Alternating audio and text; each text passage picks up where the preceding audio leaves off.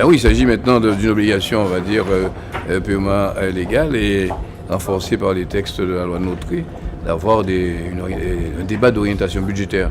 Donc nous avons vu un peu les axes, on va dire, d'investissement qu'on pourrait avoir et aussi la nécessité de maîtriser nos dépenses de fonctionnement. Bon, c'est sûr qu'on peut aller jusqu'à 5-6 millions d'investissements sur les 4 années qui viennent selon notre projet notre plan pluriannuel d'investissement, mais il faut rester vigilant. Alors jusqu'à maintenant, on a encore une capacité d'investissement qui est positive, mais il s'agit d'arrêter maintenant une stratégie. Est-ce qu'on continue à aller seulement en mobilisant la capacité d'investissement et d'autofinancement, ou bien on fait un emprunt?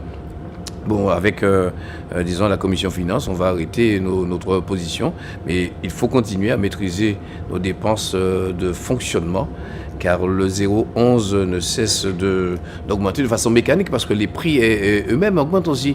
Et donc on va renforcer notre dispositif et utiliser un maximum les articles du Code des marchés publics en faisant des accords cadres, en faisant aussi des marchés pluriannuels qui nous permettront de pouvoir réaliser quelques économies, tout en assurant bien sûr nos obligations au niveau du personnel.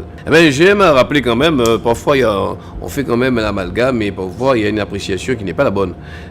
La ville de Saint-Claude est simplement en équilibre. Elle n'est pas en excédent, elle n'a pas de sous cachés, pas de bas de laine. Simplement, nous essayons de dépenser ce que nous avons. Et nous sommes toujours à solliciter, les partenaires. Et nous sommes toujours à solliciter la région, dans le cadre du CDUT qu'on avait signé, pour, la subvention qui devrait nous accompagner pour la construction du terrain de football qui a commencé déjà. Donc on attend aussi de nos partenaires qui nous accompagnent au même titre que les autres. Notre effort de gestion doit être récompensé à la mise, je dirais, par un accompagnement encore plus fort. Mais ce n'est pas le cas. On a tendance à un peu, nous mettre sur la liste d'attente et on verra plus tard. Donc c'est pour ça que j'aime à rappeler que c'est simplement, un équilibre. Nous n'avons pas, de bas de laine qui ferait qu'on pourrait tenir seul sans accompagnement des autres. Les ressources humaines, la carrière des agents, la mobilisation des agents, faire en sorte que les agents aussi soient aussi d'une belle efficience sur le territoire et qu'ils aient plaisir à servir la ville, c'est l'objectif qu'on poursuit.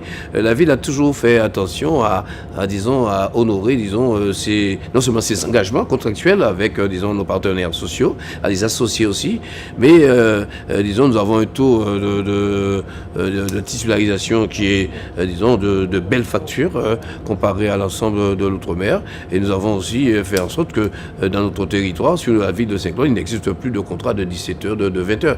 Donc ce qui, obère aussi une bonne part de nos dépenses de fonctionnement. Et déjà, c'est du 67-68%, ce qui nous oblige à, non seulement à optimiser, à une maîtrise, à une formation aussi, afin que, cette machine administrative soit encore plus performante. Et nous nous préparons à faire face aussi à la nouvelle dynamique de le RIF-CEP, nouvelle dynamique régime indemnitaire, et qui va nous valoir autour de 300 000 € à mobiliser. Donc ce n'est pas rien dans cette période, de raréfaction des crédits. Mais il faut donc aussi, accompagner le personnel qui les administrés. On a toujours sur ces charges-là, sur l'État parfois qui va voter tel ou tel texte qui ont des incidences sur notre budget. Le PEDT a des incidences majeures sur notre budget. On a même le régime indemnitaire aussi, et il n'y a pas de compensation. Et pire encore, il y a une baisse de dotation. Mais c'est quand même une difficulté que toutes les collectivités ont.